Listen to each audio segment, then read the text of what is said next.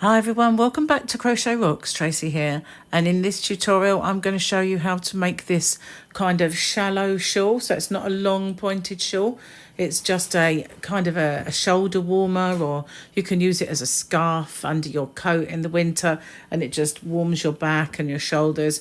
But it's not reams and reams of scarf kind of bulking out your clothing. It just goes to a nice kind of point each end. And well, I really liked this, and I made two for you. Well, I'm making one with you, and this one I made with a DK weight yarn. It's a discontinued yarn.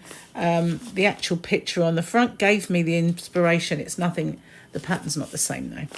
But this is a Stylecraft Cabaret yarn in Underwater Rainbow, but unfortunately is a discontinued yarn. The other one that I'm going to make with you is an Aran weight, and with this one I used a UK double crochet, which is a single crochet in the US. Because it was a nice thin yarn, I could do that. But the one that I'm going to do with you, I'm going to use this yarn, which is an Aran weight. And it's, I love this yarn, I got it in the United States, but you can use any Aran weight yarn that you want.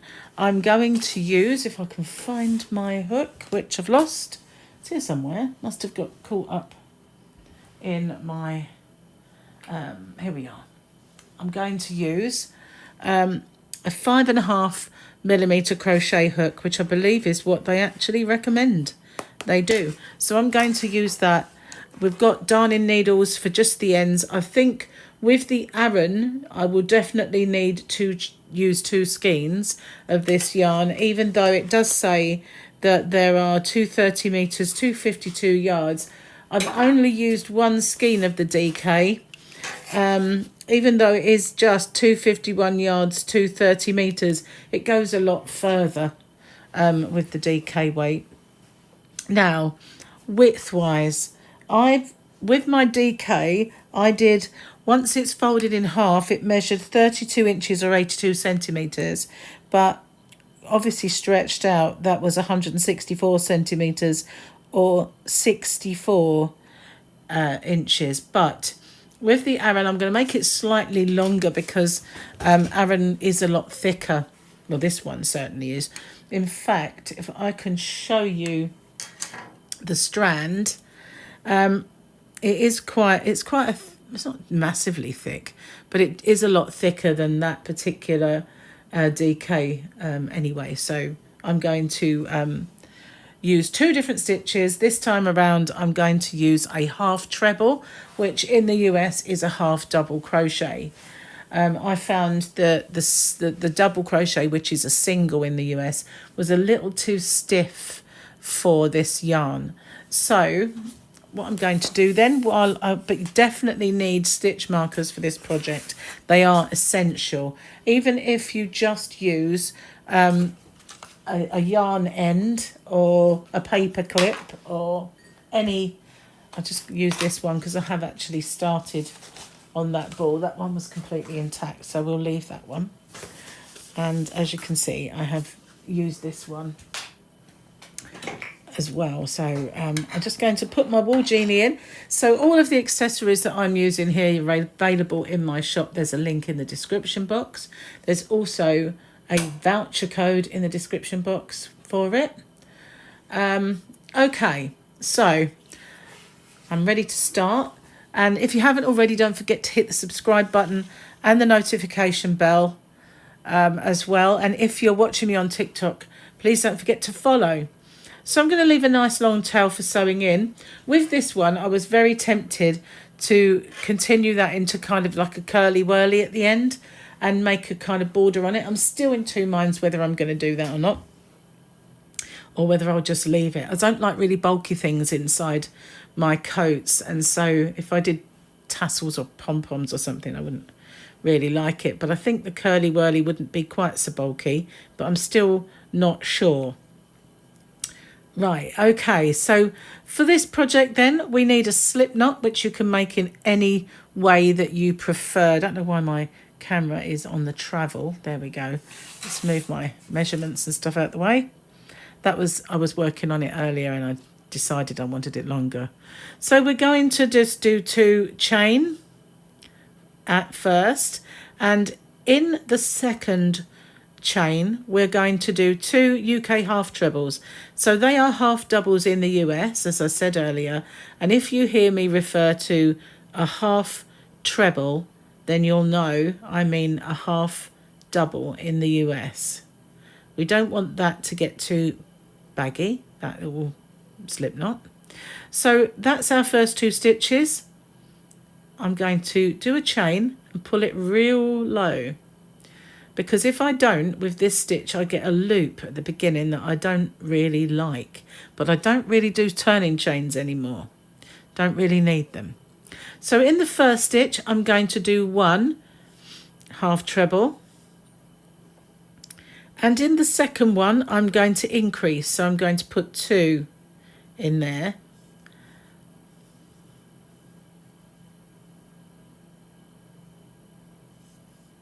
A little tight at the beginning. Okay, so I split the yarn there. I'm going to do that again. I'm a bit of a perfectionist sometimes. I don't like, even though that wouldn't notice, it does to me. So 1, 2. Okay, so this is where we really need, I'm going to cinch my chain down. This is where we really need our stitch marker. Okay, so I'm going to make that loop bigger so it doesn't go through. This is now, you've gone this way, we've increased there. So this is now our increased side. Okay, so I'm going to put a stitch marker in this side, just like that. Okay, nowhere near my stitch to get in the way. So now I know which side my increases are on, and you really need to know that, because each side will look straight and you will not be able to tell at a glance. You really don't have that kind of, your eye won't tell you. So we're going to turn our work then, and just not confusing this in the way, put it nice and low. I'm going to do 1 in each of our stitches, so we now have 3. So 1, 2, last one. There we are. I'm going to do my chain. I'm going to pull it down. I'll show you in a minute what happens if you don't. Okay, so this is now our increase round. If you're working towards your stitch marker, you are increasing. If you're working away from the stitch marker, then you're just doing 1 in each stitch. Okay, so now we're going to do 1 and 2. So our last stitch is our increase. We're going to do 2 in our last stitch. I'm going to do my chain. I'm going to cinch it down. I will show you, but I won't show you on this dark yarn, the dark colour, because it's hard to see. Working away from the stitch marker, so it's 1 in every single one to the end, which is now 4 stitches.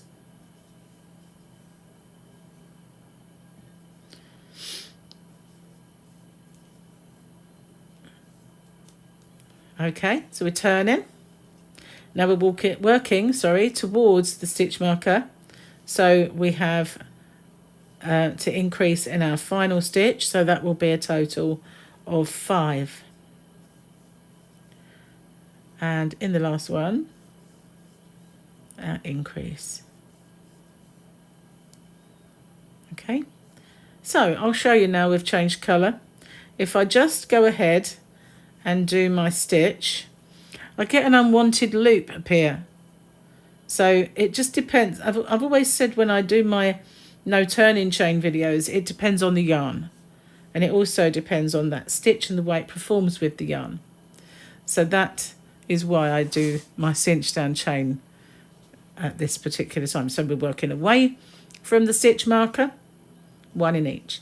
So as this work progresses and you get further in, you just need to either move your stitch marker up or pop in another one, just so that you can easily see what row you're on, if you're on an increase row or if you're not. Okay, so I'm going to work towards the stitch marker again, so we are going to increase in our final stitch. A lot of people ask me why I turn my hook around when I start a row, and I like it to face the right way, the yarn to be facing the right way. So we're going to increase in our last stitch. It just bugs me if there's a slight twist to it, so I'm just a bit of a perfectionist at times. Okay, so this is our repeating. Working away from the side with the stitch marker, 1 in every stitch along. So when I did my DK, I just did a UK double, US single, and I increased exactly the same way. Exactly. So it was just a different stitch. I just wanted to see what it looked like with both. Okay, so we reached the end. And come back along the other way and increase in our final stitch. And we're going to continue to do this, increasing as we're going towards our stitch marker only, until our work measures. Now, I said I'm going to make this slightly larger, so I had 32 inches folded. So from the center to the one corner of this one over here was 32. So I might make this a little longer, because Aran is thicker. It will kind of not be as long, if you know what I mean. So I might make this one about 36, maybe even more. But it's your preference. Some people are got a kind of a wider frame than others. You might want it to be less, you might want it to be more. But if you get the center, put it in your chest and hold your arm out and hold the other end, you can kind of see how much distance you have, and you can kind of work it out. Obviously, you might want a little bit more to kind of tie it up or wrap it around, sort of thing. Some people like wrap it round and back on itself, and that's kind of nice. So now we're working away from the stitch marker. We don't increase, and that's going to be our repeat all the way until our work measures our desired width. So I'm going to pause the video then, and I will get back to you once I have the desired width across this part, and I'm ready to start showing you what to do next. Okay, so here we are. I've got to the width or the length from the middle all the way to the end that I wanted, and this would be my next increase row. So I'm working towards the stitch marker, and I've deliberately left the last 2 stitches free because we don't increase anymore. In fact, we are going to decrease. So we're going to yarn over, go in the stitch and pull up a loop, then just go into the next stitch, pull up a loop. So we have 4. We're going to yarn over and pull through all 4, okay? And then just turn our work. It's a little more, it's a bigger piece now, obviously. And so working away from the stitch marker, have I done my chain? Yes. I'm going to just do 1 in each. So now our repeat is the opposite. Sorry, I've hardly got any more of this ball left, and it's too floppy to go on the wall Genie now, so it's just everywhere.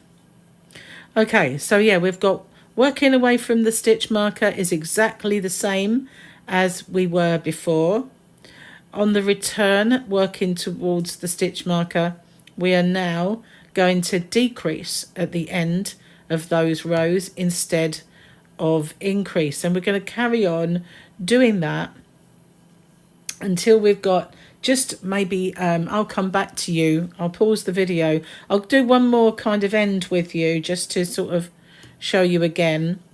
But once I pause it, and I come back to you, I'll come back when I've got 6 stitches left, so that it's, you know, I can show you how we are going to end off. So I'll pause the video for a moment and come.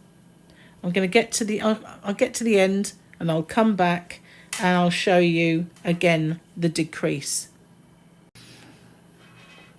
Okay, so I'm back at the other end, and I wanted to show you how easy it is to spot your stitches, because It's a little difficult to show you with two colours because the top part of these stitches seems to different colours to the bottom. But you can just make out 1V, 2V and 3V. So you can see where your decreases are. So that means I have one stitch to do before I decrease. And yeah, they're easy to spot with the V's. So, and if you're not using this yarn, you'll find it an awful lot easier if you're not doing such a variegated. But I love this yarn, I have to say. It's a good name for it. Okay then, so I'm going to pause this video then, and you can see now the point is here, and we're starting to, we've been increasing to the point, and now we're going to be decreasing away from it. So I'm going to carry on doing this. No increases, working away from the stitch markers, and decrease, not increase, decrease at the end when we're going towards the stitch marker. I'll come back to you then once we've got about 5 stitches left, and I'll show you what we do at the end. Okay, so here we are almost at the end. I just want to show you something that if you wanted to make this, if you was going to do that in the DK and you wanted a similar effect to this, this yarn is almost the same colours. It's not quite as vibrant. It's got a little bit more of the lighter colours, and the darker is a little bit more royal. But this is the Hayfield Bonus Breeze. I do have quite a lot of this in my stash, and it'll make it nice in the DK. So I just wanted to show you that if you like these colours and you didn't have the opportunity to get hold of this yarn. Now, when it comes to this one, I may come back with another tutorial that will show you the edging and how to do those curly ends. I'm still kind of in two minds as to whether I will, but if I do, it will be on a separate tutorial. I was toying with the idea of perhaps tagging it onto the end of this one, but I really do want to just get this one done and put on, and then if I do it, I'll come back for it. So as you can see, I've been putting my stitch markers on so I know where my decrease parts are. So I just need to get to the last few done. So we're on a decrease row now. And so the last 2 stitches will be decreased. And then it's easier to turn now. Now it's so small. This round is just our normal. So it really does depend on your personal preference as to whether you think this looks nice without edging. It might want to keep it in this rustic kind of vibe, or you can go all the way around with a row of US single crochets or double crochets for the UK. And then when you get to the peak, here, I've lost my peak, here it is. When you get to it, hold on, where are we? Here somewhere, there we are. You just do maybe 2 stitches or 3, just see how many it needs in that bit. That's not exactly a granny square corner, it's more of a curve, but maybe 2 in that point would just get you round. And then of course you want to keep this into a point, so just maybe 2 in the ends to get you back on the other side. But once you do it, you will see if 2 is enough. But you don't, whatever you do, you don't really want to make it like, as I said, like a granny square corner where it's just too bulky. But I'm not going to edge this one. I'm going to keep it all kind of rustic, if you like. I'm quite liking it the way it is. So, but the other one, I might do that because I think, you know, just I fancy doing that kind of curly-whirly end on there. So I probably will, but as I say, I'll come back with a separate tutorial for that. So this is my normal round. Sometimes it's hard to get hold of 2 loops on those last ones. Okay, we are almost approaching the end. So we've got one in this one, and then we've got our decrease.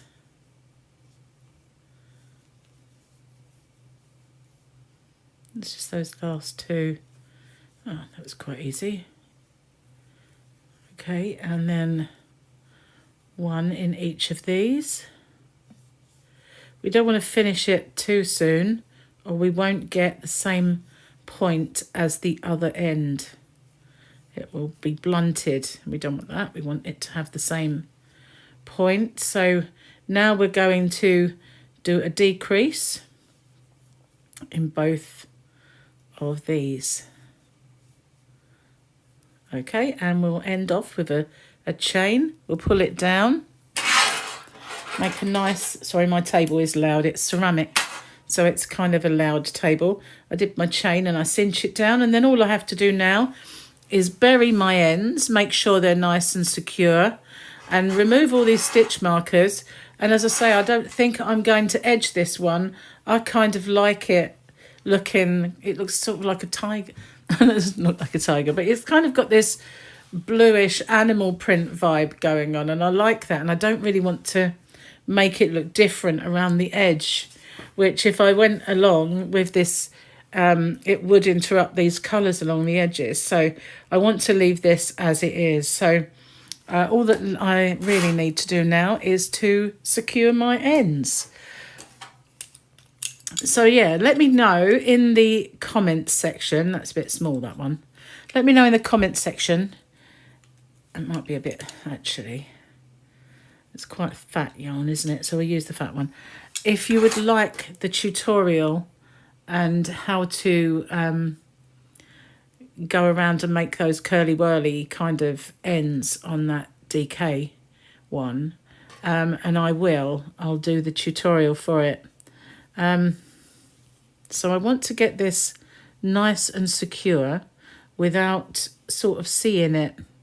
So I'm going to just go through here. I don't know which is the right way around and which is the back, but there we are. We don't want to pull it so that we lose our point, but we want to bury that. So I'm going to just go through some stitches. So there's 3 there that I can bury that in, get that to go down there. And now we have a line of stitches to do that in.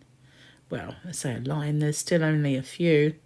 I'm going to try and catch that one that's underneath and go along here. The beauty of the variegated yarn is that you won't really see it. So, you know, if you do bury it in, it's going to just look like a... I'm going to go back the other way. There we are. And then I'm just going to snip that off. And then I just got to do the other side exactly the same. That's what I'm going to do there.